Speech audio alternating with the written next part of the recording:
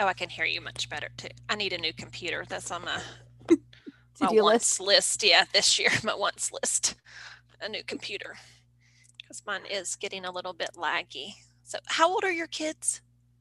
4 and 15 months. Okay, 4 and 15 months. Oh, mine are Yeah. big. Mine are too big now. I wish they were little.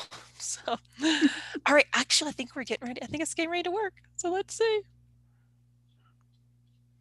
Hopefully.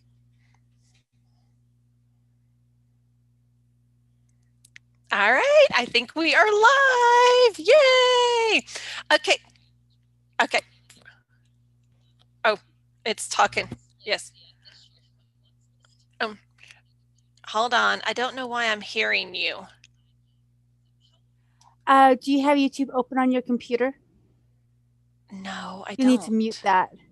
Okay. And how do I have it mute? How do I do this? Hold on. Hold on, Rebekah. No worries. It's fine. I don't.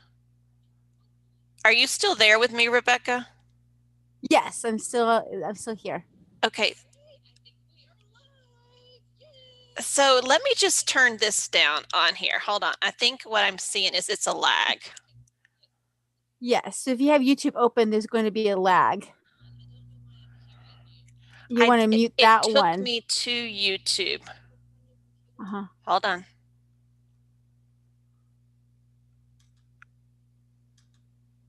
Okay, are you there? Yeah, I'm here. Okay. All right. So there, I think I took care of everything. Okay, So, we're good. okay, Okay. perfect. All right, guys. So this No is a worries. learning curve. Technology. So anybody that's new to Outschool, we are learning something new too. We are streaming from Zoom to YouTube, and my name is Paige Howell, and I am an Outschool teacher. My channel is all about how to help you be the best Outschool teacher that you can be, and I hope to learn things from you too. One of the things that I've always wondered is what it is like to use Outschool from a parent side. And I have wonderful Rebekah here today to share with us. She is an Outschool teacher and an Outschool parent. So she's going to show us what it looks like from a parent side. And she's also going to share with us some tips that she's learned as being an Outschool parent that help her be a better Outschool teacher. So I'm going to let Rebekah introduce herself to you guys, and then we're going to get started. Hi, my name is Rebekah F. From Online Learning. I have a YouTube channel that goes through a little bit of basics of VIP Kid and Outschool and some other things as well. And I started teaching with Outschool about 6 months or so. And actually, my daughter got into it first. My daughter's 4 years old. And we got a coupon discount saying, take a free class. And so we took a class, I can do that too. So they became a teacher and I keep enrolling her in classes. So I've got two kids, 4-year-old girl and then a 15-month-old girl. My little baby's sleepy right now. But so you can hear from the side of a preschooler. Outschool teaches kids ages 3 to 18. But today you can hear from like a 4-year-old's point of view. Little bitty classes, which is perfect because I teach those classes. I teach ages 3 to 8. So I test out all of my stuff with her first. And if she likes it, then I know it's going to be good on Outschool. That's great. That's really nice that you have that ability to do that. And I do suggest to a lot of my referrals that they find, friends or family that they can test out their class first to get some good feedback. I think that's really a helpful tip to know. Okay, keep going. Yes. I'm sorry.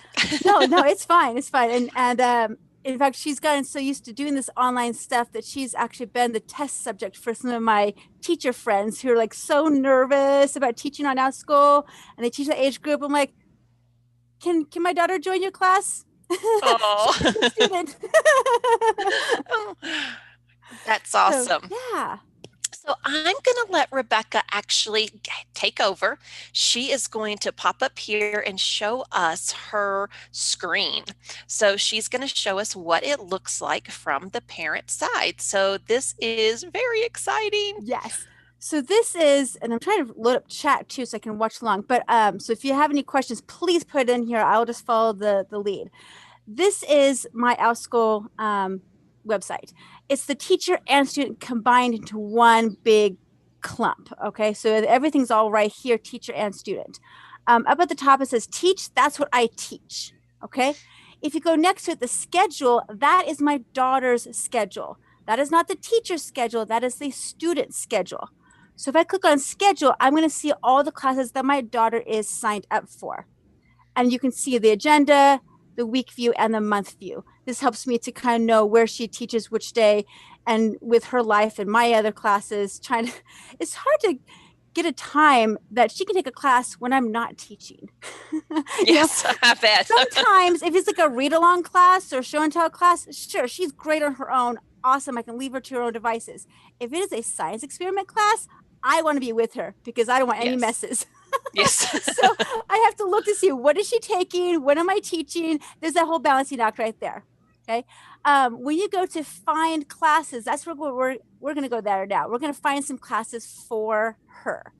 So you go to find classes, and this is good for a teacher to do too, because you can search for classes in the age group that you want to teach to see what else is out there.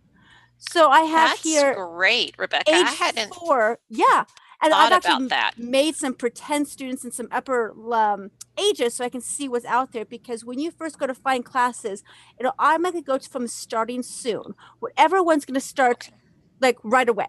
And then it gets to like starting later as you go. You can also choose topics. You can search in the search bar.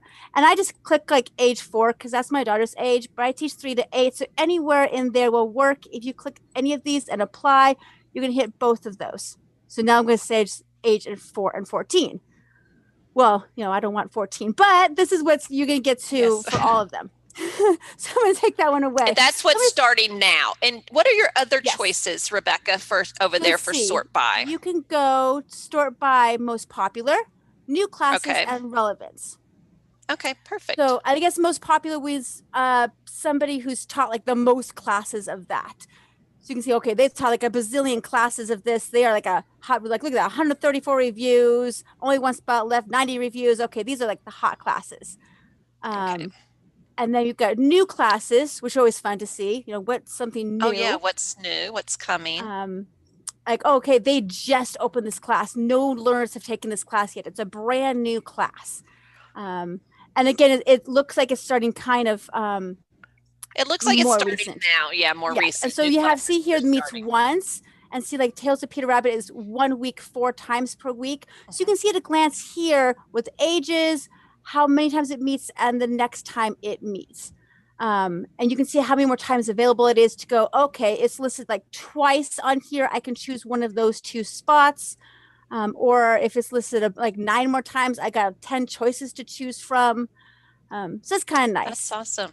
But it does not show you the price of it at this point. No. Sometimes on the phone app, it'll show you the price. They're working on maybe doing that. There's controversy of whether we should or not. But when you click on the class, then you can see the price. Okay, perfect. And then the relevance, I guess, is if you put up there in the search bar like reading comprehension, then that would help you find more for that. Okay. Yes. You can click, whatever you want. Or maybe it'll say, well, age 4, this is what we recommend. I mean, I haven't typed anything in the search bar yet, but here's some things relating to what she's taken in the past, maybe. Okay. Because she has taken unicorn classes, and so she likes unicorns, and so that shows up here. And of course, pre-K and K stuff, and Elsa, she loves Elsa. So some of these things are similar to what she has taken in the past from various teachers. So that's kind of fun if I wanted to, look for that kind of stuff. Or maybe if you pressed on like the topics, does that give you different options? So like, okay, let's do a dance. Let's get her moving. So we'll do a dance for age 4. Awesome. Okay. And then here's things that they think she might like to take. Perfect. Oh, this is so great to see. Yeah. And there's a controversy of when you are making a class, do you want to search for that class to see what other people are doing, or do you want to just make your own and not compare? Personally, I like to see what people are doing and then change mine a lot. So I go, okay, somebody's doing my exact same thing. I don't want to steal their ideas. I don't want to compete with their ideas, but maybe I'll do it this way. Or maybe I'll price it this much. Or maybe I'll change the times that I meet. So I'm not competing with them. Because we're competing together a little bit, but I don't want to take their ideas and say, that's mine. They made that idea. But I like to kind of make it my own so I don't actually copy somebody. word for word, you know? I like that. And because I do tell referrals of mine as well to do some research. What are Mhm. they interested in teaching? See what's out there. If there's a million classes of that, I do suggest that they look and try and tweak it and make it their own, make it a little more niche for them. So that's definitely good to know. I mean, definitely we want to make it ours. We want to make it separate and make it look different because we want Right. to kind of make ourselves stand out a lot more when we're doing that. Great, Yes. great. Oh, this Yes. is so good, Rebekah. Thank Yeah. you. And so I'll look at their descriptions and I'll get some ideas, but I never ever copy and paste. Don't ever do that. Don't ever copy and paste somebody else's No, description of yours. Don't ever do that. no. Always like get some ideas, get inspiration. You know, that's fine. You can look at prices. You can price yours the same price, higher, lower, depending on what you like.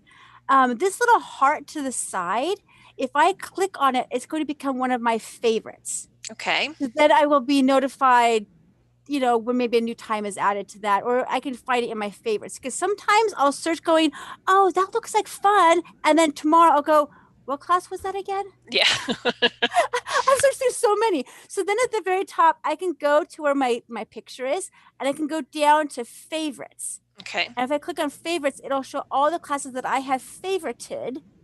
So I can go, oh, that's the one I was looking at. Got it. Now, what happens, Rebekah, once you take the class? Say it's a one-time class. Does it drop off? Do you know?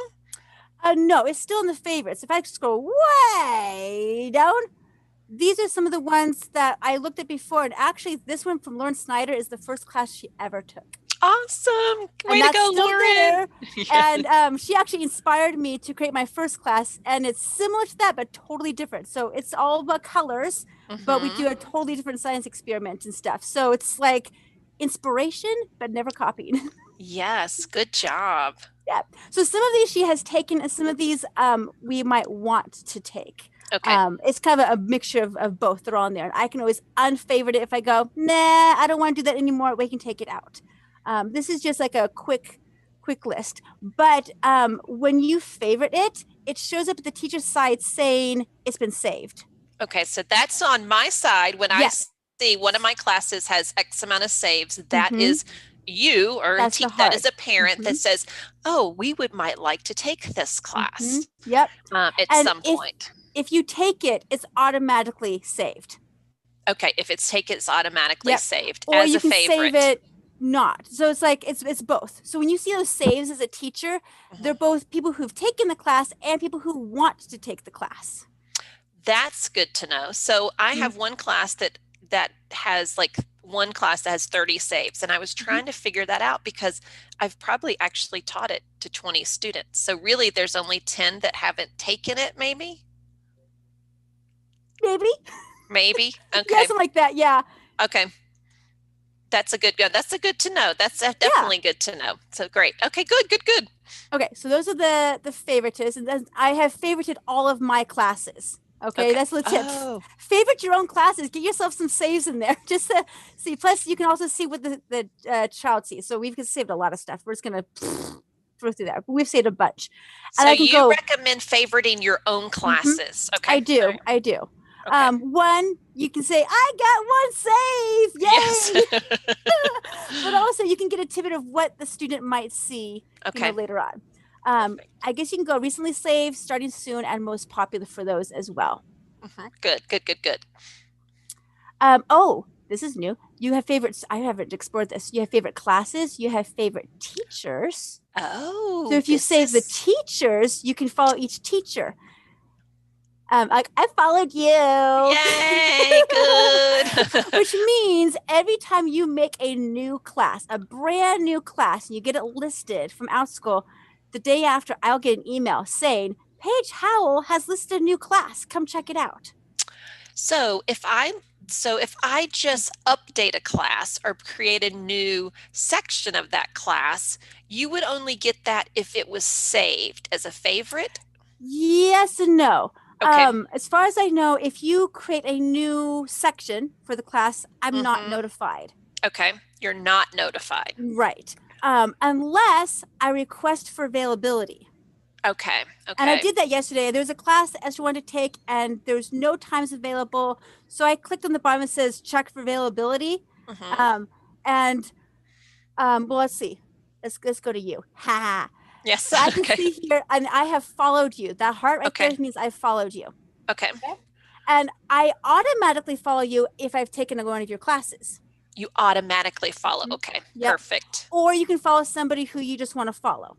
So you don't, so often when I respond to parents after class, I'll say, if you want to take more of my classes, make sure you follow me, but they've actually are following me now. From what I can tell, it's Okay. automatic because when my daughter's taking classes from some teacher, I automatically get their emails all the time. So I don't Okay. have to go an extra step to heart their profile. It's an automatic thing. Okay. So it But I can doesn't hurt to also, say it, but right. yeah. But they're going to get those emails anyway. Yes. Okay. But you can also follow somebody you haven't taken from yet. Okay. And see, so here's like your bio. Here's what the parent will see, your reviews, and then at the bottom you have upcoming classes.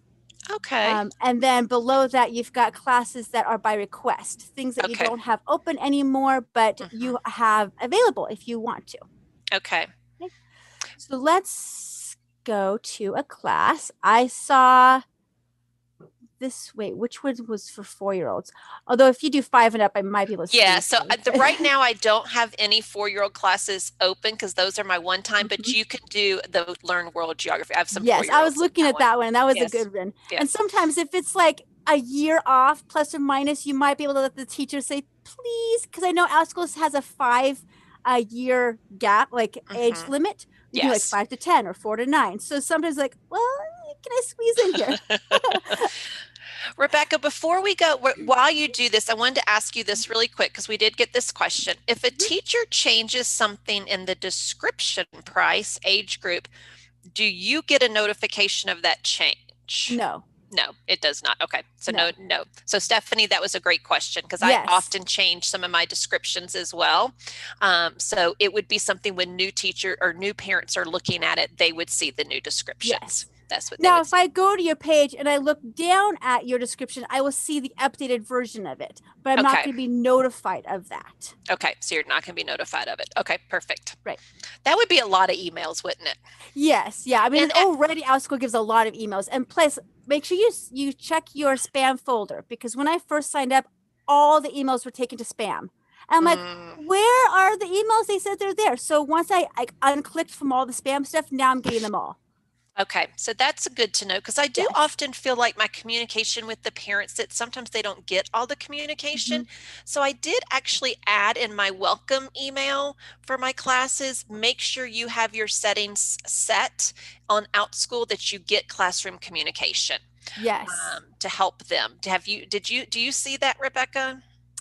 I do. And that's one thing about Outschool is this kind of hard right now is because everything goes to an email, and you can click on that email to get back to the Outschool website. You can find things on Outschool, but there's no like ding notification at the top to say, hey, you have a message from so-and-so teacher. There's none of that yet. So it's all by email, forwarded back and forth. What I found was helpful to me is I have a separate Outschool only email. Okay. There's a teacher and a parent. I have the same Outschool email. That way I have my junk email account and I have my Outschool email account, because I don't want things getting lost amongst all my junk stuff. Yes, that's a great idea. So I know this is just for Outschool. Now, my daughter and I are sharing the same email address, and that's fine. I mean, she's 4. She's not going to share it anyway. But then I can see hers and mine at the same time, and it's not going to get buried. And yeah, it's just much nicer to have it that way, because I know if I don't respond right away, it's going to get buried and I won't be able to find it. I mean, it already gets buried in my Outschool email. Yes, I know. It's all the notifications that come in. Yes. And I don't get as many because I'm only a teacher. So I don't see as many of the emails. Now, I did recently set up, because I had spoken with Rebekah before, and in the Outschool collaboration group. And if you're not watching those YouTube lives, I will put the link below as well. They're great. But you mentioned setting up fake children. So I have done that. Now, I haven't gotten any email yet, but I need to kind of work through it and see. I guess I probably need to like some of the teachers. Follow some teachers. Okay. Follow some teachers to see how that works. And verify the email. Okay, verify the email. Okay. I'll ask you to verify. So if I'm at the top, I have Esther is my daughter. I have some cousins and I have some make-believe ones. Okay. Because I want to get kids of all ages. Now, yes. Little warning, you cannot delete kids. Yes, I did know that because I did have my nephew. I gave him one of my free classes, and I can't get him off of there. So when I do go to search, automatically it searches for 11-year-old boys, basically. So I have to go in there and change that search. That's why I made some fake kids in some other age groups. That way I can see other things at the same time. Other things. That's a great idea. You can always go in and edit your fake kids to change their birthday. Yes. But you can't ever delete them. Yes, I saw that too. Yes. Oh, okay. Yes, good. Well, good, if good, you're good. a made-up kid, you can do whatever you want with them, and that's fine. But it's nice to have those like make-believe kids. Yes.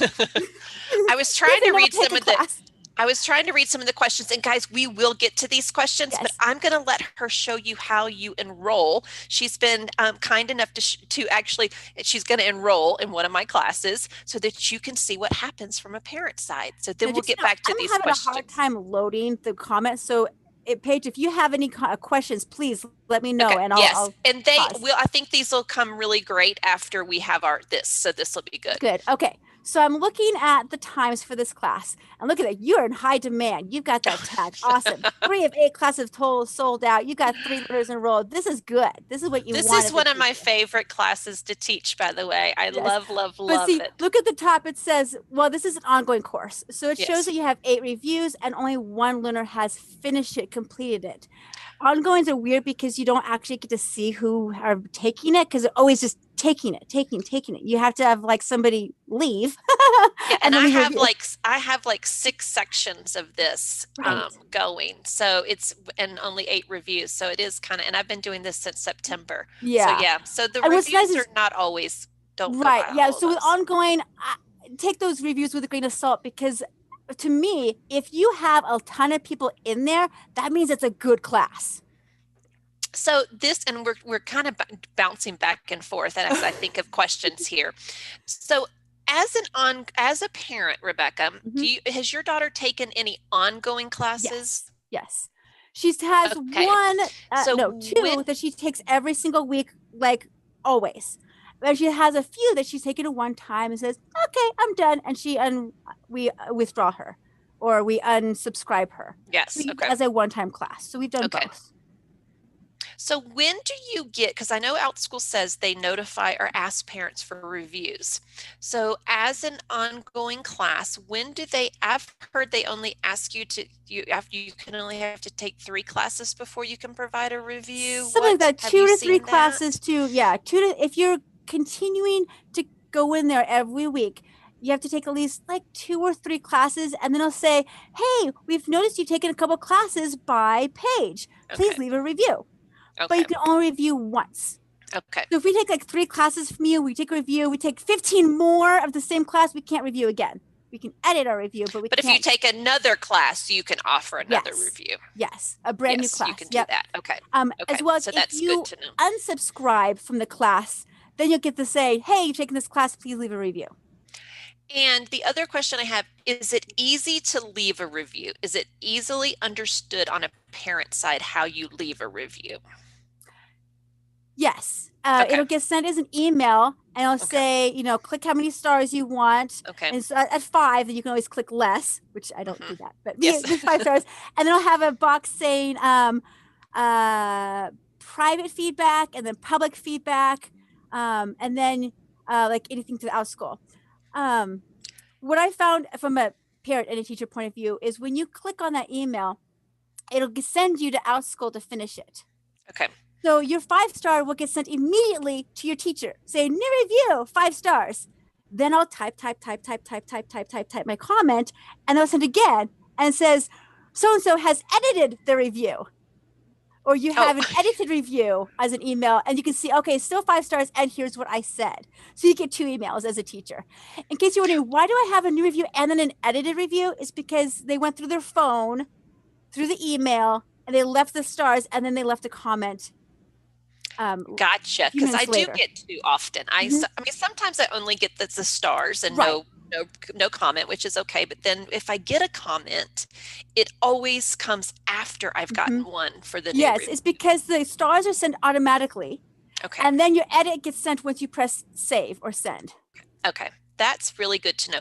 Now, when I respond to my parent feedback that they've actually left some personal feedback for me, and I push public or whatever, do you get notified that I have responded to that? Okay, No. that's good to know too. Okay, that's No, good to know. I don't. Okay. I've left reviews. I leave reviews for all my classes. Every time my daughter takes a class, I leave a review. Yay. I do, because I know it helps teachers out so much. And some of them have replied, some of them have not, and I don't know. The only way I can see that is if I go back to the class, I scroll down to the reviews, and I can see myself, and then I can see your review. Okay. Then I can see it, but I don't get notified.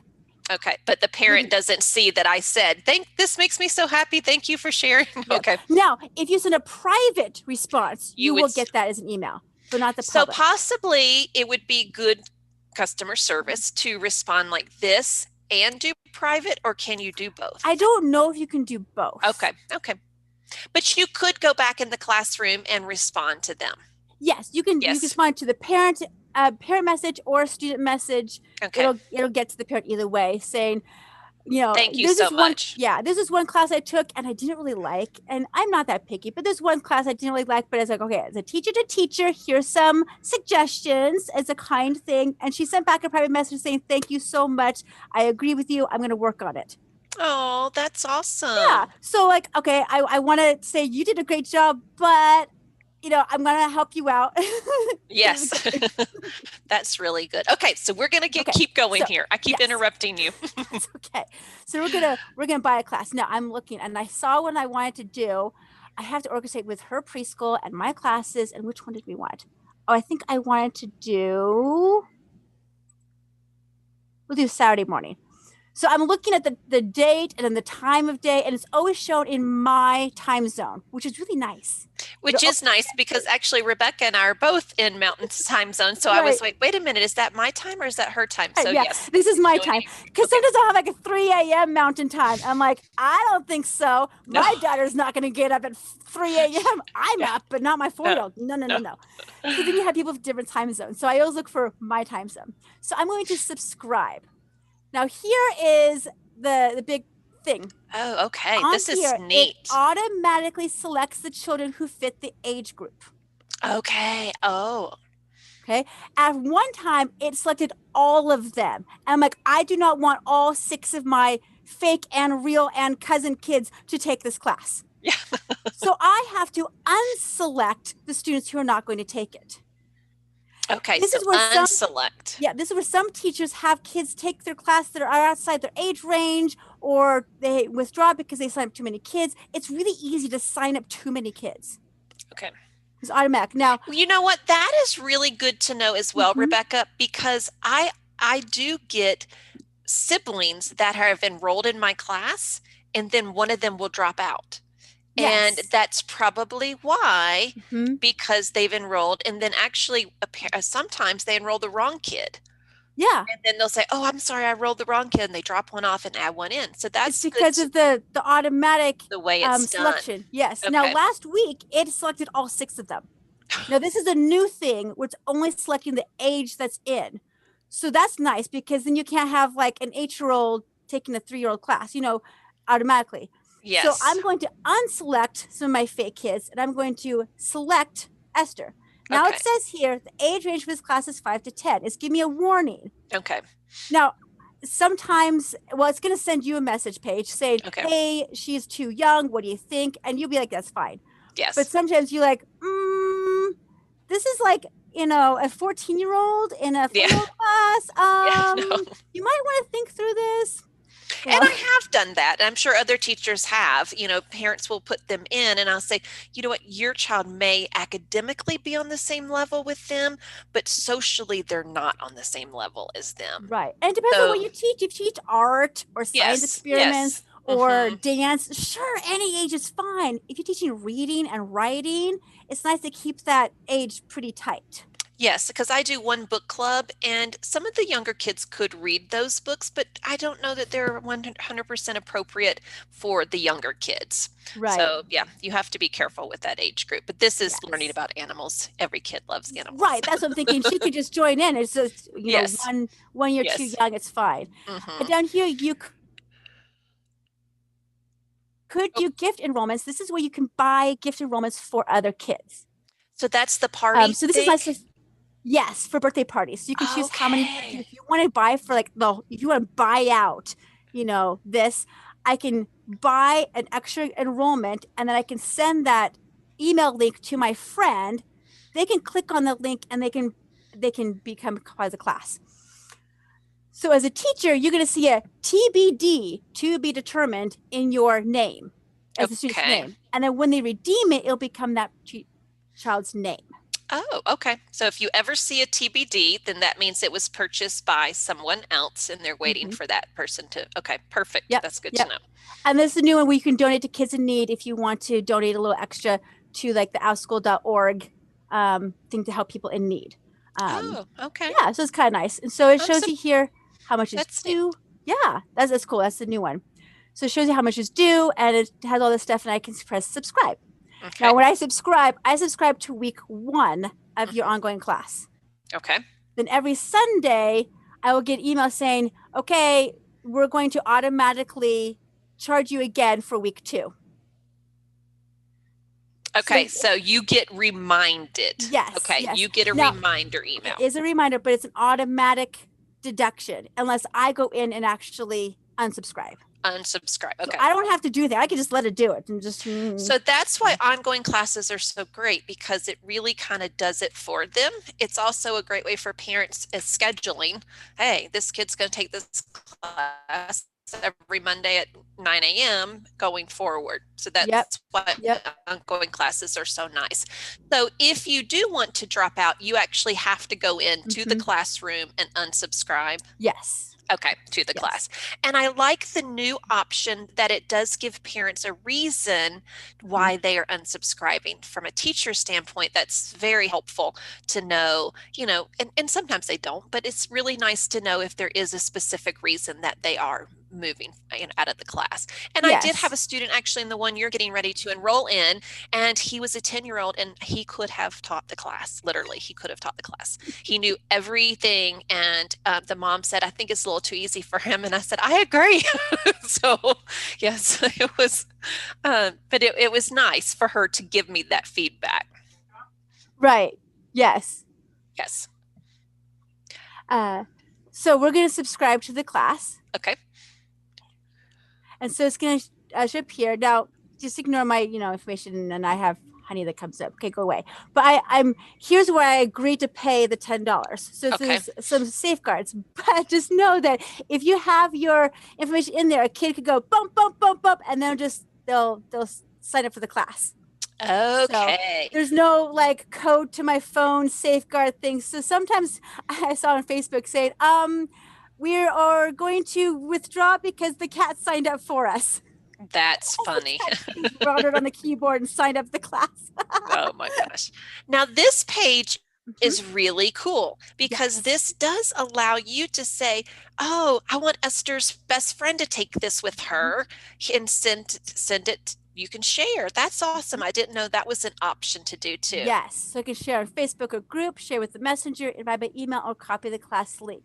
And with my knowledge, the class link is just to that Saturday morning class. Okay. So you can say, come join my daughter at this time because we want to be taking classes together. We want to see each other. We want to see our friends. Yes. Okay, good. So then I will X out of here and it's going to take me to the student side of the class.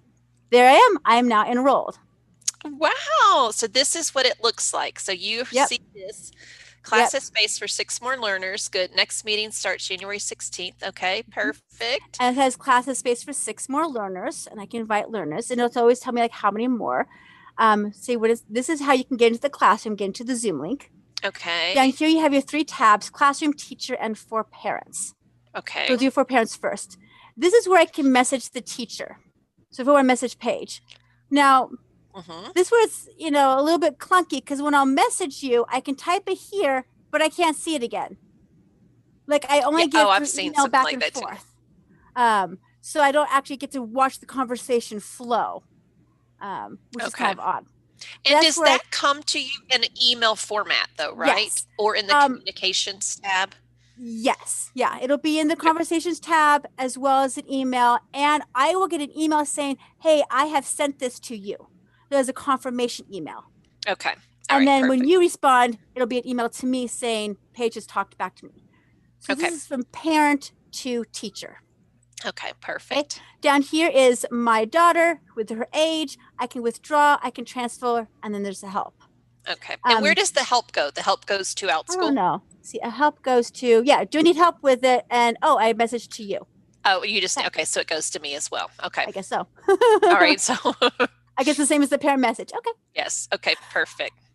Here are the other parents who are enrolled in the class. So you can actually message the other parents. So if they developed a little friendship in class, you could reach out and email them. Yes. That's very cool. Now, I cannot see the learners' names. Okay. I see the parents' names. Mm-hmm. So the protection. It is protection, yes. But I don't know, like, okay, who is this parent? And until you go into Zoom going, oh, hey, I know Tony, and you don't always make those connections. Yes. With those parents, which parent has which kid. Because it's usually by first name, last initial, unless they specify the whole name. Okay, I gotcha. And here's all the meeting times. And here's the teacher. Here's the class description, learning goals, homework, supply list. I like to go to the supply list as a parent to go, what do I need to bring to class? Yes. So I'm like, oopsies, especially for things that are like very hands-on and sciencey and stuff. Like I need to know. And so here has all the weeks, which is kind of cool. Now, between me and you, Paige, I just joined in. I have no idea what week you're on. Yes, and that's something that I'm glad you pointed out. The problem from my teaching standpoint is I can't list all the different dates on there. So because you have different classes starting at different times? Yes. Okay. So, but on my side, it will say like whatever the name of the class is, learning geography, and it'll say week 3 on my side. Okay. So that's why I always wondered if it said on your side what week it was. Now, I don't see anywhere what week I'm on. But when you send out a classroom message saying, hey guys, this week we're on week 3, we're talking about such and such a place. Aha, there we go. And that's typically what I do because I did wonder when they hop in if they knew where we were. So now this one I'm like, I don't care. As long as the same supplies, it's fine. But if I need specific supplies for a specific week, I won't know. Yes, you wouldn't know. So it's the same supplies for every week. And maybe that's something I should put in the description. That would be good to know, this same supplies every week. The other question that I had for that is with doing the week 1, week 2, week 3, because I have other friends that do the same thing like that. And I just did wonder from a parent side, when they hop on, do they know where we are? I'm always looking for dates. Okay. Now, when I have my ongoing class, I started like 2 of them at the same time. And then 2 weeks later, I started a new one, like a week 3. That one starts week 3. It starts they don't week build 3. off each other. The whole week is week 3. That whole week is week 4. And so I don't that's a great idea. Where it is. And so, okay, anybody who jumps in is now on week 3. Done. And then they can continue and they rotate back to week 1 again if they want to, if you just cycle it through. So that's a great idea because it is confusing sometimes for me because I have a couple of these that have been going that are on week 15 now. And I have some that are on week 1. So me remembering, okay, so that's great for me to know. That would be easier for the teacher and for the students. And I put out here, week of January 3rd through 7th, we're doing this. And then you just erase kind of the rest. You could erase the rest of them. Well, no, I actually put all 15 weeks on there on mine. Okay. And I say week of this, we do this. Week of this, we do this. So as at the class description, I know what I'm getting into. And I'll update it like once every couple months if I want to shift things down and kind of go, here we go, rotate, showing that it's going to continue. but I don't list mine by weeks. I just say January 3 through 8, Australian animals. January 9 through 14, Asia. And Casey just noted in the chat, and you're not seeing the chat because No, I think I'm in an old one. So I got okay, here we go. But Casey said they denied her class last week saying I needed specific dates. And that happened to me as well. So in a new class that I tried to do, I did have to put specific dates. So that's good to know. And this was one that has been approved since last September. So that's good for me to know. So I need to go back and kind of reevaluate that. Yep. And you can edit that all as much as you want. As a parent, if I click on this little picture, it's going to send me back to the original page where I joined in. So I can see the search view. Okay, and so now I can see that I'm enrolled. I can go in here again. Sometimes I like to see there because there's some things on that page that's not on this page, like how many learners is the max, that kind of stuff. Okay. On the teacher, we're going to go to the next tabs. The teacher tab is the messages between Esther and Paige. So this is student to teacher. Do you message the student when, like, I don't message a 4-year-old student. I only message the parent.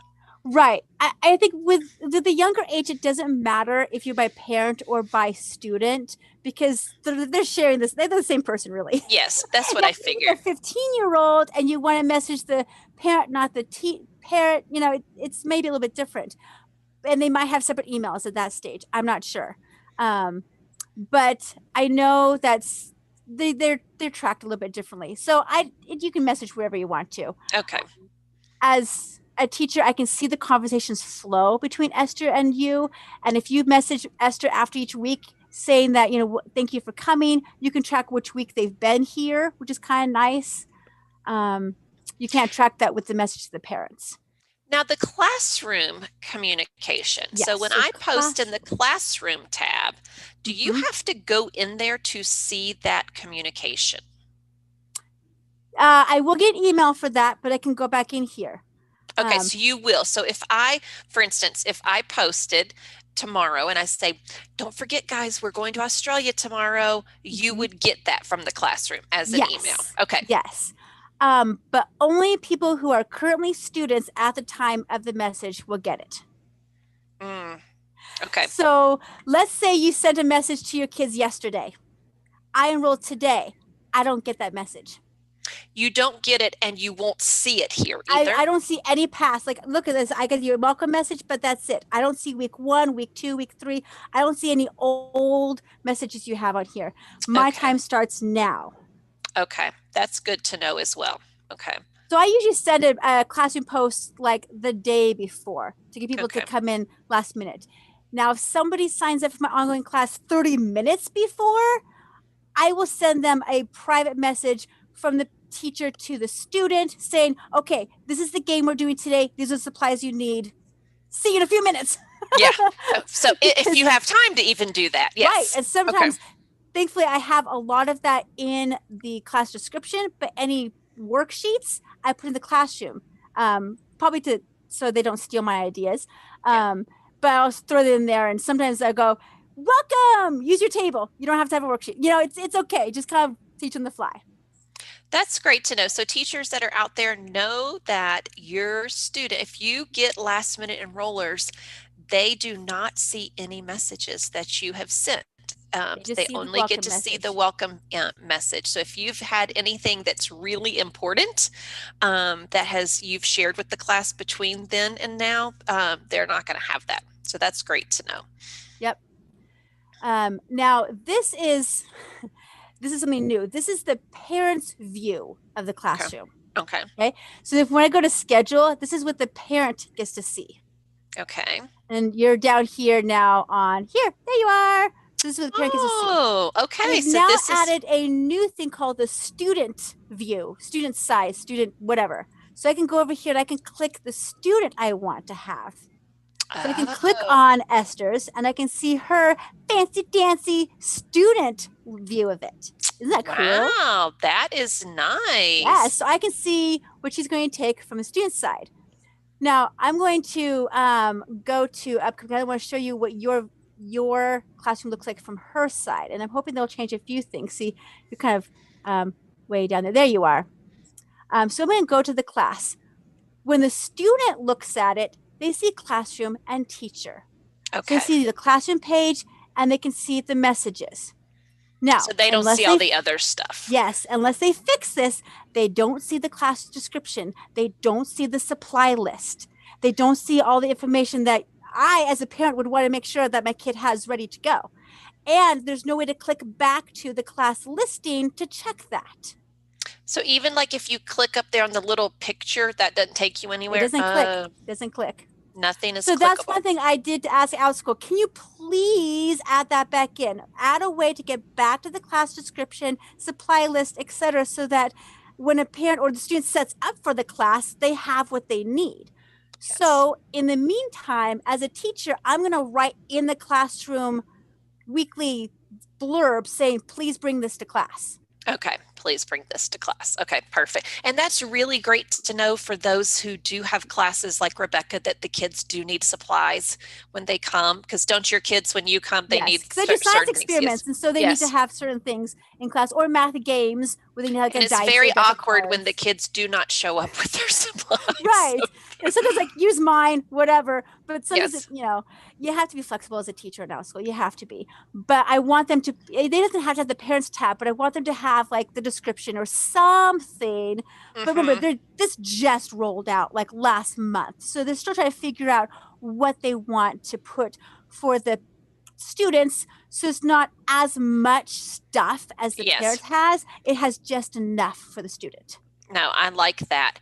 I wanted to ask just some of the questions in here that are coming in. So let me kind of go back here. When communicating with parents, when you get an email from Outschool regarding a parent request or message, is it better to respond to the email or to go into the classroom to the parent conversation?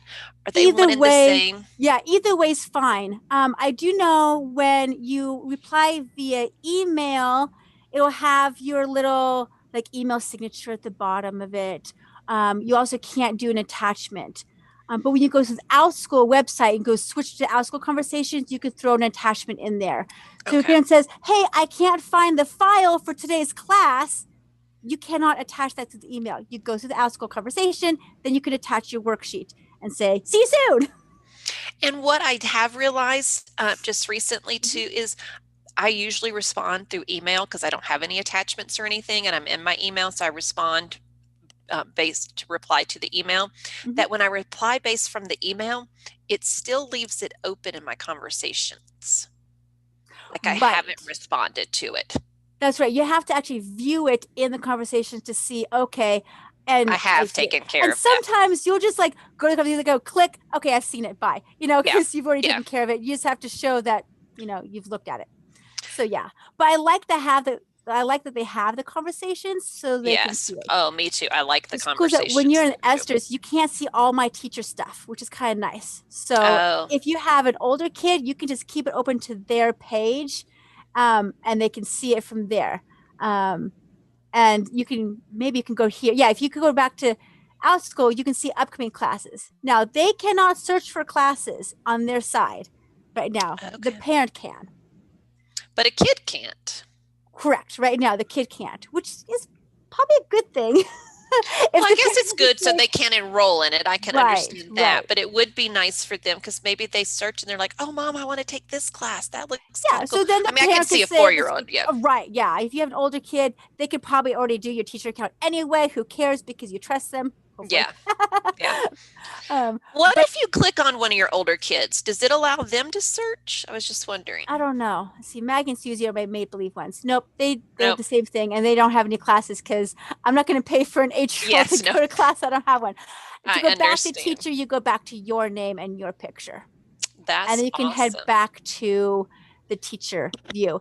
And you can do it so that you have to actually log in again to get back to the teacher account. If you want to safeguard, I have it automatic because she's 4 and she's not doing that. She's not. But if you have older kids, you can have them so they can't access your parent account. That's really great. So this is another question, and Ellen, I hope you're still on. I listed my class for 1 to 6 students. It's an ongoing class that booked for the month of January, and I have uh, 0 enrollment. Should I increase my minimum to at least 2 to get some enrollment? I don't think the minimum is going to matter whether you get any enrollment or not. Right. I mean, it's nice to have those tags saying 2 learners enrolled, 3 spots left. Maybe we could do is 1 to 4 learners. Yeah. Because then once you have 1 person enrolled, it'll say 3 spots left. Yes. And for a couple of weeks, you can just do a 4 learner class. Keep it nice and small. And then you go, okay, I've got confidence. I've got reviews. I've got students. Let's increase up to 6. Yes. You can always change that. I have, and I will say too, guys, I have a class that is listed and it's supposed to start on Tuesday, and I have no learners. It must not be a good time for them. I have no learners enrolled. I have left it open. It's an ongoing class. I think it is this class, one of these classes. And my hope is that someone will jump in over the next few weeks. So don't get real discouraged since it is ongoing. They can still pop in at another week. And with it just being right after the holidays, your parents are probably kind of like, okay, I think this week we'll see some more enrollments for the following weeks because parents are getting back on track. Yes. Yeah. One final note, and before we go to any other questions, because we're talking about emails. So Paige, let's say you make a new class. You create this brand new, fantastic class. You say, Outschool, please list this class. It gets listed, and you get the email like 5 minutes later or a day later, whatever, saying, hey, it's been approved. Yes. Yes. I don't know it yet as a teacher. I mean, as a parent, but I will notice 24 hours later. Okay, so about a day later, you will get a notification. I'll get an email saying, Paige has opened a new class. Come check it out. Okay. Now, here's a pro booking tip. When I, as a parent, click on that class, I expect to see some times that I can take it.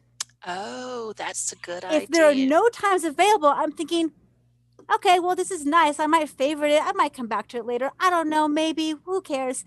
And I'm not that immediate grab. But if there's a time that I can take it and I like it, I'll subscribe or I'll enroll. So you have about 24 hours after you get a class approval to actually give that class an actual day and time so that parents can click on it and enroll for you. And what's nice is you can actually make some times while you're waiting for it to be listed. Oh, I don't think I knew that. So either before or after you submit it for approval, you can go and you can make some times. So while you wait those couple hours, you can have the times ready to go. So when they say listed, boom, they're there. Which is kind of nice. So as you sent in your class request, even though it's a request, you can go in there and set up sections for it. Yep. And once it's approved, those will pop up. Okay, gosh, I have to tell you, I have learned so much from you today, Rebekah. I am so excited that we did this. This has been wonderful, definitely information. I'm going to let you keep sharing there. I was going to read one more question. Okay, yes. That Stephanie says, once enrolled, do you see the parents' names updated as learners enroll? Once enrolled, do you see the parents' names updated? So let's go to... like we'll go back to the same one. I mean, I'm she's in a lot of classes. Some of these are ongoing classes, and you can see by the pictures which one she's doing ongoing because the pictures keep repeating, which is kind of nice. And some of them are one-time classes. And I can go back to this and I can see who's there. And right now it's the same 3 people. But if somebody had enrolled while we were talking, boom, a 4th one would show up. Oh, so that would show up. I think that's what she's asking. And I'm not, if it's not what you're asking, ask us again, Stephanie, if you're still here. But it does update from a teacher side. It does update as well. You'll see, extra enroller, extra learner. The teacher would get the email saying you have a new enrollment, but the parent won't. The parent's just surprised saying, oh, okay, we got a full class. Great. Or, oh, my kid's the only one there. That's fine too. Oh, good. So Ellen is still on. Hi, Ellen. Thank you for being on. She said that was a great idea to actually lower the number. So if she does get one or two enrollments, it'll say one spot left. And it does kind of look good when it says one spot left, no matter if you have 5 or Yes. you have 10. Yes. But just know that the parent can see how many more learners are needed to make this a full class, and they'll see how many more are in here. So they can see I'm the only student in here. And sometimes they're fine with that. Sometimes they're not. So you just have to decide. Like, do you like as a parent to be, because I typically email and I'll say, I teach my classes to 1 or 10, whatever. But sometimes students aren't comfortable being the only one. So I will typically email them and give them the option to, move them to another class. I don't like to refund them, but I do give them the option to get to another class. Just know that if you are willing to transfer, make sure you have a spot they can transfer to. Yeah, that's a good idea too. Yes, so make sure this is there's like something. my last time teaching this class. I'll transfer you to nope. So always like have at least 1 or 2 more options to transfer into. Personally, this is just me. My daughter's fine being the only person there, and I'm fine with her being one-on-one with a teacher. But some people aren't. And some of the students aren't. And I teach some of the older students. I also teach study skills and learning styles. And my learning styles class is a one-time class, and I can have like a 17-year-old boy does not necessarily want to be in a class with me by himself. So I do try and ask the parents. And it's nice to have that. As a teacher, I forget to send that out. I just totally forget. Plus, I'm like, they might cancel on me, or they might try to withdraw. I don't want them to do that or transfer. So it depends on what you feel like and what you want to do. I think it's teacher preference, but definitely going from there. And sometimes a parent will say, hey, I noticed that my child is the only child in this class. Can we transfer? I'm like, sure. That's fine too. I mean, if the parent asks me, then absolutely. Sure, I will always appease the parent. That's fine. Absolutely. I'm the same way. And I will say, especially if you're a brand new teacher that you're watching this video, it is really important in the beginning to teach those that one student in your class, because it does help you build. It gives you more confidence in teaching, and it's going to give you more exposure. So don't cancel a class just because you have a 1. Teach those ones for a little while. I did. I don't know if Rebekah did, but I did that. I still do too. I love what I do, so I still teach them regardless. Right. And like I've teached one person's classes. I teach up to 8 kids in a class. It all averages out at the end anyway. It does. And sometimes if I really connect with that one person, they'll sign up for more classes in the future. And I already have re-enrollment. Like, hey, that's extra money because they're re-enrolling in other classes. Well, and you do get to build a great connection when you're the one-on-one with the student. Right. So when you get more, it's like your face in the Zoom see. You try to connect, but it's hard to connect as much, And so don't think of it as a one little payment. Think of it as an opportunity to have that student more and more and more in your classes. So think of it as a bigger payment for a one-time student too. Right. Now, one more thing before we go, because I keep thinking of new things. I know. I'm so thankful, Rebekah. I'm so thankful. So let's go to one of these. I'm just going to pick a random one. Okay. Let's say I don't like any of these times. Okay. Let's say I can't do any of these times for this class. I can go, don't see a time that works for you. Show alternative times. It looks like this teacher has set up their class availability, which I do that because I have a very set schedule. I can do classes this time, and this time. So it'll show alternative times. And as a parent, I can actually create a class time and enroll my child in a class. Okay. And it'll give you choices. I can choose day of the week. I can choose when. I can say, I don't like any of these either. I'm going to go next results. And you can just see some. The earliest one, well, I guess it'd be today, but usually it's like 2 weeks out and beyond that I can make a new class. And as a teacher, I get, you have a new enrollment, a new section created and a new enrollment with one student. So, and do you get an email? As the teacher. As a teacher, yes, I get an email. I haven't tried it as a parent yet, but I can always try it. But as a teacher, I get 2 emails. I get one saying a section has been made for you, and 2, this person has enrolled in it, and there's one learner now. And then now that it's an open class and anybody else can join in, and usually somebody else does join in because it's a time that can work. I just didn't get that far out to think that far ahead. But at least I know at least one person is in, wants to do that class. I like that because basically you've got one student now that says, I'd like to take the class. So you've got a class and it puts it out there for you. I hadn't thought about doing that, but I like it. Now, some people don't want to schedule that far ahead. They don't want the chance of having somebody book a class they don't want to take. And, there's all of that control to it. But I like it because I teach during nap times. And so I can say I can teach at this time, and that's it. Okay. And I like the idea that it's this is what typically 2 weeks out. So if a schedule 2 weeks class and farther out, so I can go all the way to February. From here, I could schedule way out until I find one that works. So it's not typically like they're going to schedule for tomorrow and it doesn't have time to fill. No, it gives them more really time. Surprised that there's one here for today. For maybe that's just a glitch. Yeah, that seems kind of weird. Usually, because that's going to be in like just a few minutes. Yeah, like a half an hour. What? Yeah. So but usually it's out. So as a teacher, I like setting my availability because that means that at least one class student is interested in that day and that time, and I can make it all work for me. So I like that. Now, if you go to a class that doesn't have availability, that would be me. I don't have availability. Let's go look for you. So I can actually type in your name in here, or I can type in the class, and that's going to show me all these pages. So I might have to go here, Paige Howell. Okay, so let's say I want to take this one for a 4-year-old. Now it says you have the available times. Let's say I don't like those times. They don't work for me. I can request another time. So then I can say, okay, these are when my daughter can take classes. Oh, great. Blue is, yes, I can take it in these gaps of time. And then unchecked means I'm busy that time. Don't do it then. I can write a message saying, I would prefer this time if you can. Great. And then this gets sent to you saying, Rebekah F has requested for these times.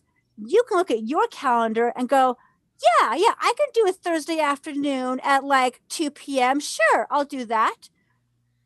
And I just did this morning. I do this Sundays are my kind of gather up everything for the week kind of day. And I look at my request and I see what's upcoming. And I had a couple of these.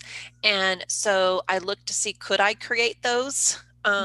It's easier, of course, to create those for some of your one-time classes than it is for your ongoing classes. Right. So, and I created a couple of them actually. And so then I responded back because it does allow you on the teacher side to respond, to reply to them.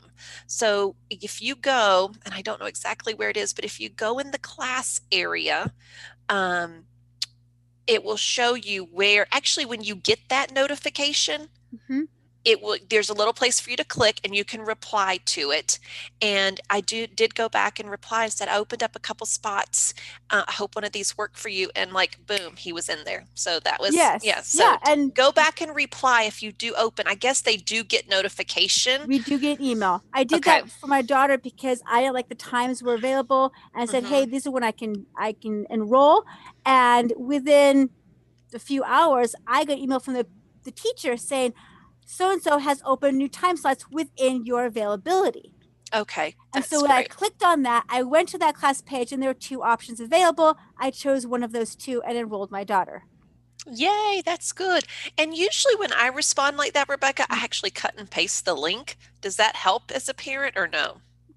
You don't need to. You don't need to. The link is in the email saying it's in the email. Okay. So-and-so sent out their new. So that's an extra step I don't have to do then. That's right. Good to know. Yeah. Okay. That's perfect to know. There was one other thing. As a parent, do you hold on just a minute. There was one that I wanted to read. And I see the comments now.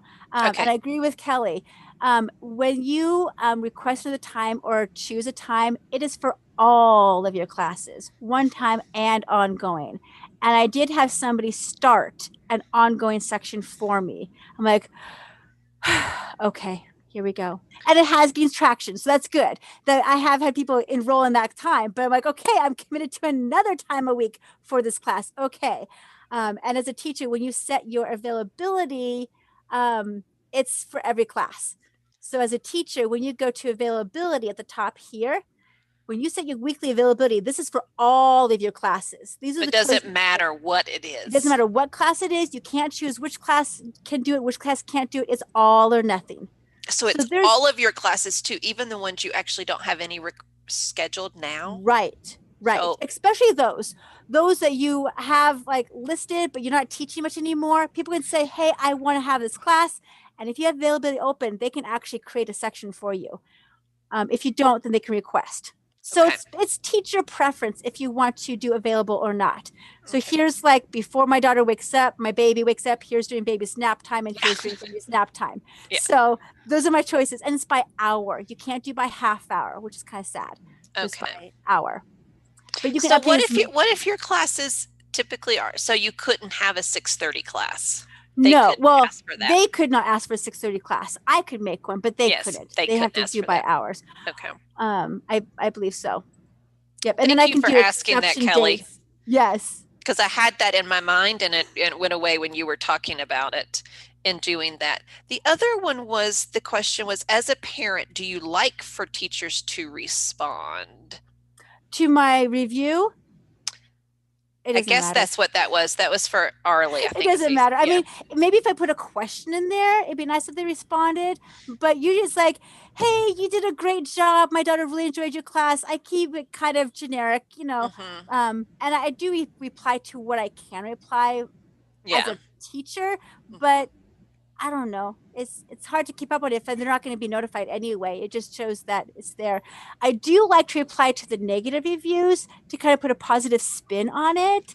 Not to say, you were wrong. It's, just find a nice way so that other parents can see that maybe this review wasn't that justified, or maybe it was, and I'm working on fixing it. Say, I'm a new teacher and I totally biffed it, which happens. Say, thank you for joining me with a new class. I appreciate your advice, and I'm going to take into consideration for next time. Okay. No, that's exactly what I do. I'm like, thank you so much for providing your feedback. And I do the same thing. I'm a Southern girl. You kill a little bit with honey and sugar, right?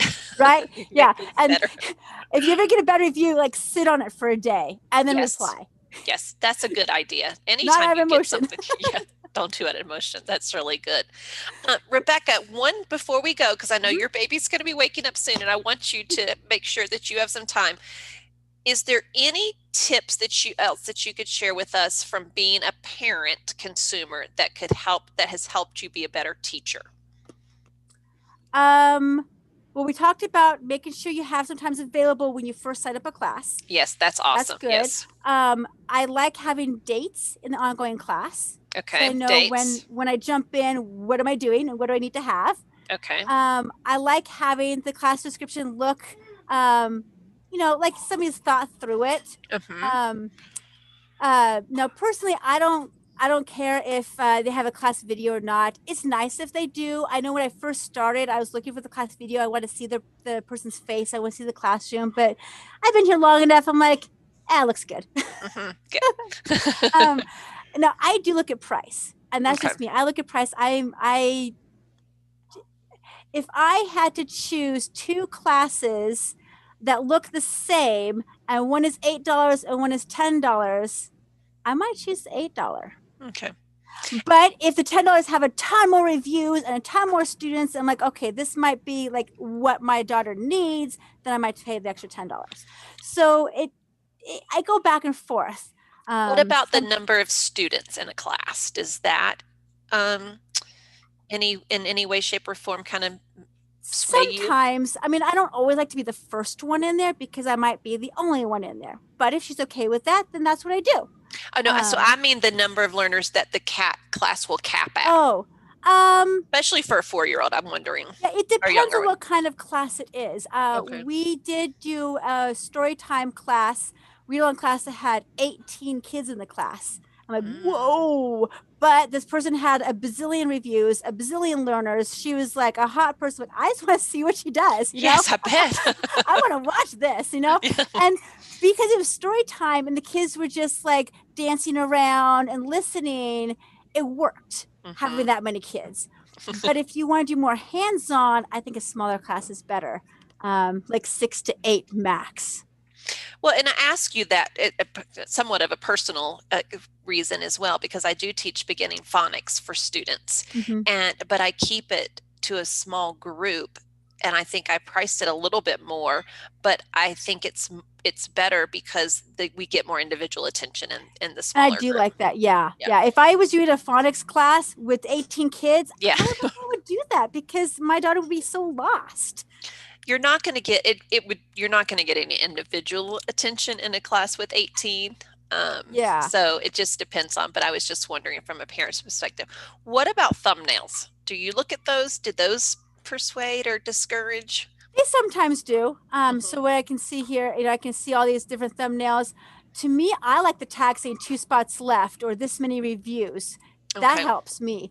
But the thumbnails do help. Sometimes it's nice having your picture on them, but it depends. Go back up a little bit. So the one that had the lot of reviews, is it a one-time class? Yeah, so it's a one-time class. Because the ongoing classes you don't see a lot of reviews for them. So like this person has probably been here for a while. They've had 885 learners in this class. Woo!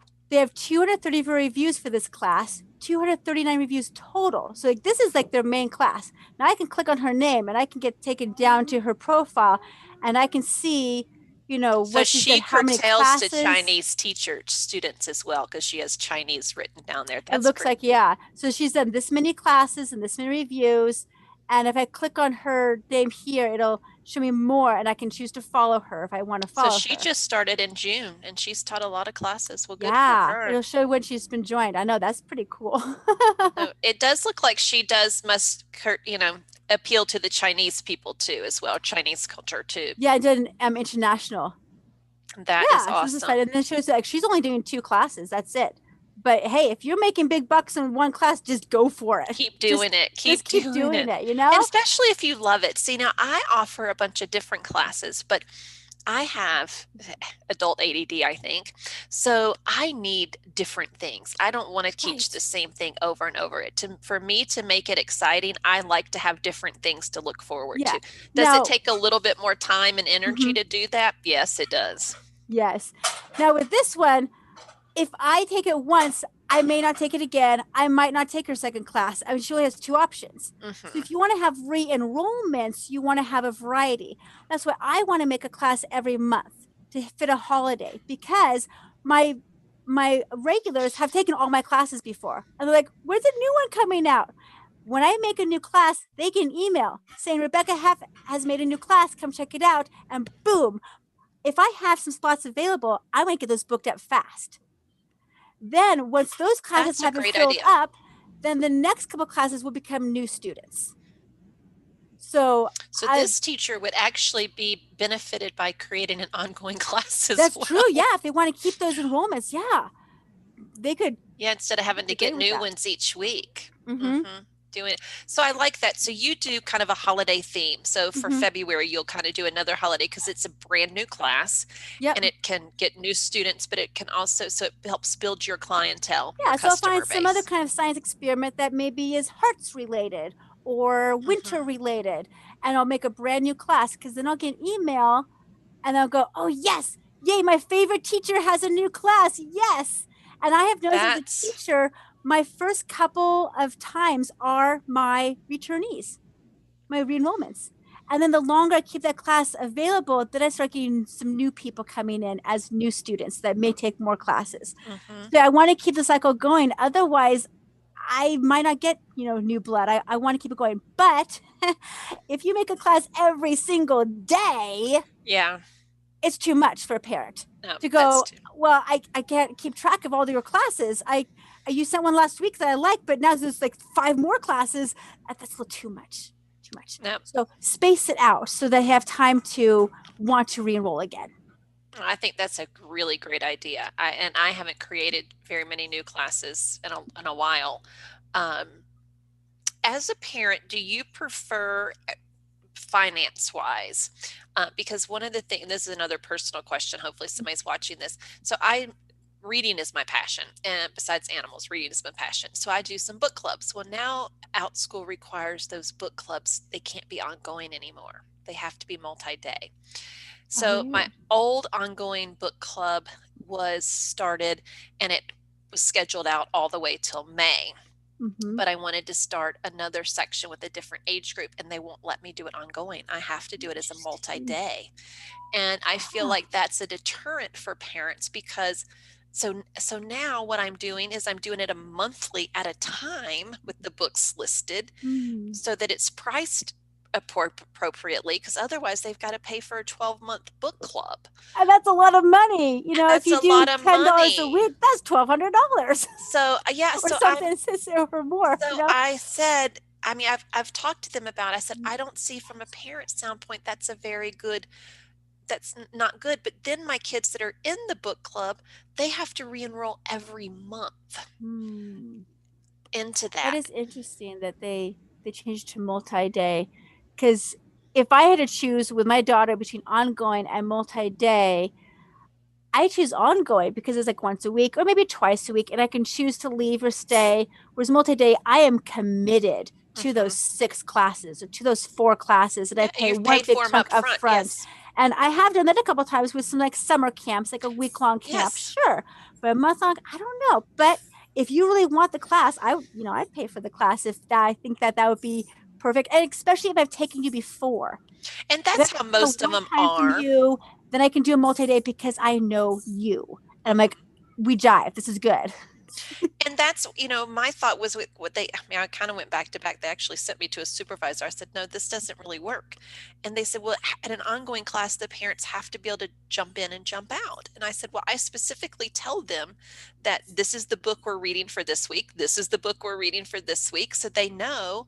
And it did have dates on it. Okay. And I said, so there should be no question when they jump in what we're going to be, you know, going. But no, so Right. Especially if you do shorter books so they have a chance to read it between each yeah. one. And if you do And like don't chapter sign one, up. chapter two, chapter three, chapter four, then maybe it would be better to have a multi-day because nobody's going to jump into chapter 7 of Well, a this was book. just book discussion. So they read the Yeah. book and we get together and we discuss the book. So Yeah. if they haven't read the Hmm. book, then jump in on the next book.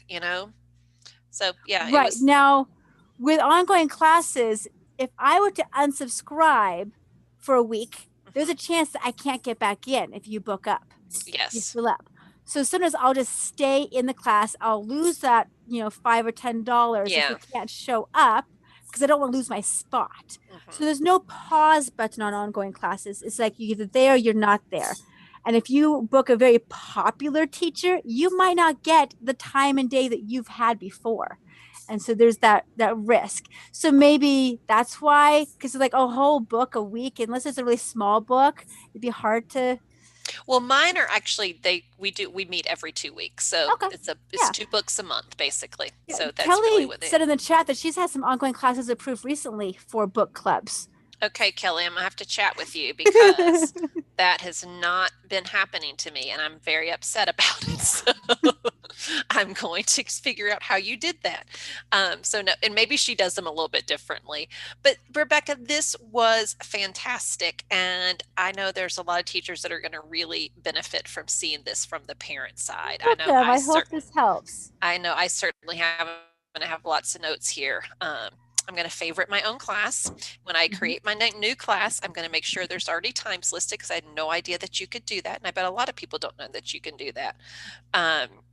And I'm going to make sure now I have dates for my ongoing classes as well. And I love the idea of even if I started a new section tomorrow, that I start that one on week 5 if everybody else is on week 5. It helps you and it helps them, and it makes it so much easier. Yes, that's perfect. And then they can, especially since they don't build, it doesn't matter. yeah, it doesn't matter. They can hop in and they can hop out. And if they take the same class once or twice, that's fine too. So Right. Well, my math games class, I only had 5 games. We've rotated that through like 5 times already. And I have kids who are still in the class. I'm like, we've done this already. Yeah. So now this springtime, I've added 5 more games. So now we have 10 games we're going to rotate through to get some variety in there, because some people just want to be with me and they just want to keep doing math games. I'm like, that's great. Okay, now I need to create some new things, because I was just going to do it for the 5 weeks before school started to get them ready for school. And it started booking. And I'm like, this is great. Let's just keep going. I think that's great. What age do you teach, Rebekah? Just in case any parents are watching this too, go check out Rebekah's classes. Color science experiments for ages 3 to 8. Okay. And then teach math games for K1, so ages 4 to 6 is my math games. And it's called Beat the Teacher. So all the kids have to team up against me to try to beat me. So we not only work on math facts, but we look on good sportsmanship and having to be a good winner and a good loser. That's good. Well, we all need that, don't we? Right. I said no tears in my class. No tears allowed. No, sometimes we win, sometimes we lose. Right. And then you just come back next week and you try again. But I wanted to mention this before we drop off really quickly. If you're watching this and you are a new teacher, just know that your class is you. You are selling you. You are selling what you're teaching. But when those kids and those parents like you, then they are going to keep trying to find classes to re-enroll. And, you'll even get emails. Can you offer a class like this? Can you teach that? And, I don't want to go this way, that way with everybody, but if it's something that I like, then I may think about doing that. But be you, because you're going to attract the kids that like you. Don't try and be me. Don't try and be Rebekah. Be you, and you're going to get those followings of families. You're going to fall in love with some of these kids that you're teaching and really want to meet them. I have a kid that I teach, and he's in Bolivia, and the mom said, we're coming to Colorado in 2 summers. Can we meet up? 2 summers. I'm like, yeah, we can meet up. And he's as cute as he can be. But, you do build those connections. Yes. So here are my classes. And always search for yourself. That really helps. Search for yourself to see what you can find, either by your name or by your title. And make sure you've hearted all of your classes, that we can get those saves in there. That's great. Yeah. And then here's my ones that I'm not doing much anymore, because my turkey craft was Thanksgiving. So I'm like, I'm not doing that. So my other ones kind of like lost interest. So, but they're there and I can bring them back out if I want to. And then I do a private party. If somebody wants to book a private party and choose any of my classes to do, I can make a class just for them, which is kind of fun. Now, do you put that on your description so that parents know that's an option? Yeah. So on my private party, I just made a bit ago, and I actually had one big party and had 7 learners in it. And you can, the parent can choose the time. They can pay for the whole thing. And I put out here all of my class choices. What I was going to say as a marketing tool for you, though, is to put that under all your other classes. That's a good idea. That's a good idea. Say, if you want to buy out this class. Yeah, or if you'd love to, I do birthday parties. Yeah, put this. And like when I did it for before, it was for like a homeschool cohort group. So it wasn't actually for a birthday party. They just wanted to have a science class together. I'm like, great, let's do it. So it doesn't have to be a birthday. It could be a holiday. It could be just a class with your friends, and they want to buy it out, fine. And so I like that idea. Great idea. And I would all of my class listings, all of your class descriptions, and even say, birthday parties, because what you're doing, the kind of things, the class that you do, is you could do it for Girl Scout groups, brownie troops, those kind of things too. So put that in their head when they read your description. Right. Put that in there. So, okay, good. Well, hopefully you learned something from me today, Rebekah. Yes. And I have learned, go back to your old classes and kind of dust over those class descriptions, because some of those I'm like, oh, I wrote that. Me too. Yes, because when I first started, like, let's revise that. Let's tweak that. I like the idea of adding this like group class birthday party. I put down private party because I want those keywords in there. Yeah. And then they can say, oh yeah, let's buy the section. Great. No, see, I think that's a really good idea, and having that listed. But I think the more that you can give in each of your class descriptions that link you to another class is also helpful too. Because again, and I owned a business for a long time, so marketing is something that I do. Market yourself. So Yes. do those little subtle marketing Mhm. tips in there. I need to update this, but one thing I put at the end of here, okay, these are my other color science classes offered by me. So but I'm going to add some great. more because I've made more classes since I did this. So I'm going to list more because at the bottom, you can only list one class that you recommend taking next, like this one. So by doing that, go, oh, she has tons more. Yes. Yes, that's terrific to be able to add that in there. Now, I did realize you cannot put the link in there. Or you can put the link in there, but it's not clickable. You could put it in there, but so it's not a clickable I would link. make sure you copy and paste the title exactly.